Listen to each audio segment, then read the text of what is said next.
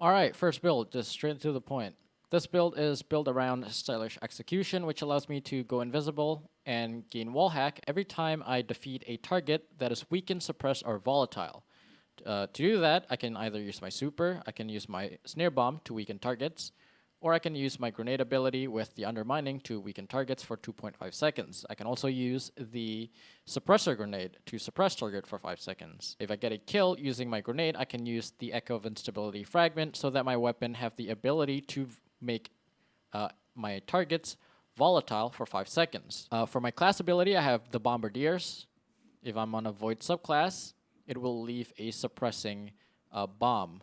And if I kill that target, I will go invisible, I get wall hack. So in short, all my abilities have the ability to either weaken or suppress targets, and my weapon have the ability to volatile them. So in theory, I will go invisible most of the time and get free wall hacks. However, this does not work simply because Stylish Executioner have a cooldown, which is not stated anywhere, just like any other ability that have a cooldown, or exotic perk, or perk in general in Destiny 2, because that's just how the game works. Anyways, Stylish Executioner have a 2-second cooldown in PvE. So that means if I go invisible by killing an enemy that is weakened, for example, I cannot go invisible by killing another enemy that is weakened for 2 seconds.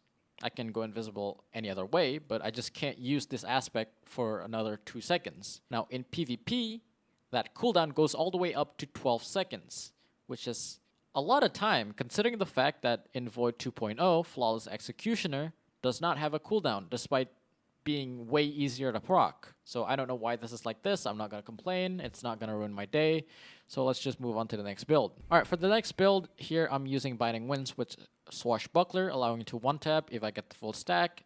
Also pairing it with the Prometheus Lens, so I can use this bow as a normal bow and then quick swap to the Prometheus Lens. And I do not have the handling. I don't have enough handling to do the typical quick swap, so that's why I'm using the on your mark aspect so that I can use my dodge similar to Dragon Shadow. Now, Prometheus Lens here is actually very specific. There's multiple reasons why I use this exotic for this specific build. Now, if I'm swapping my Biting Winds into my Prometheus Lens, if I get at least 3 headshots, I can proc Arthur's Embrace, the exotic perk, allowing it to buff my weighted throwing knife, which I can one-shot body shot players with it to proc Swashbuckler.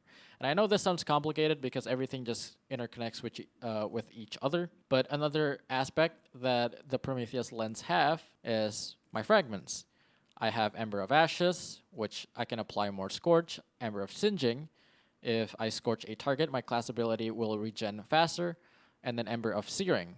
If I defeat Scorched target, I gain up to 30% melee energy. Now the reason I use Prometheus Lens is one is because it's easy to get 3 headshots to proc Arthur's Embrace, and 2, it can scorch targets.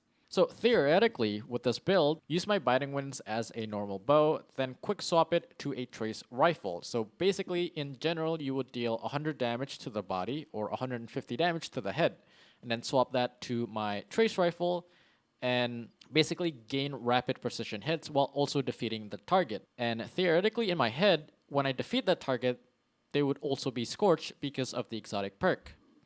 So I will gain more class ability and more melee energy so I can get my melee as soon as possible, so that I can use my Arthur's Embrace perk to get one-shot body shot, throwing knife, so that I can proc Swashbuckler to proc my one-shot headshot bow. But this wouldn't work. That is because for Prometheus Lens to apply Scorch, you will need to tap the weapon for longer than I anticipated. So it's basically equivalent to holding down the button until they are red barred just by using the weapon itself. And since I'm using this weapon to quick swap from a bow to a Trace Rifle, I wouldn't be pressing the button long enough for the weapon to apply Scorch in the first place, which means that the entire point of getting my melee ability back quickly through Scorch will not work. And considering the fact that Prometheus Lens have a slightly slower TTK than the other Trace Rifle or exotic Trace Rifles, except for maybe Divinity, this build is completely useless. There's no point on using this, since the entire point of me using a Trace Rifle was to proc these fragments in the first place. So that's why this build does not work. But yeah, thank you guys for watching, and I will see you guys next time.